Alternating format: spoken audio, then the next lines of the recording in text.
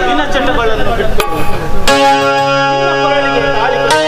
ನಿನ್ನನ್ನು ನನ್ನ ಸತಿಯನ್ನಾಗಿ ಮಾಡಿದ ಆ ದೇವರು ನನಗೆ ಪುನರ್ಜನ್ಮ ನೀಡಿದಂತಾಯಿತು ಸೀತಾ, ನನಗೆ ಪುನರ್ಜನ್ಮ ನೀಡಿದಂತಾಯಿತು.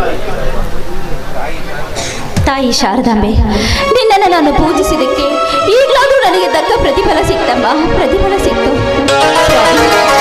ಕುಡಿಯೋದನ್ನು ಬಿಟ್ಟು ತುಂಬಾ ಒಳ್ಳೆ ಕೆಲಸ ಮಾಡಿದ್ರಿ.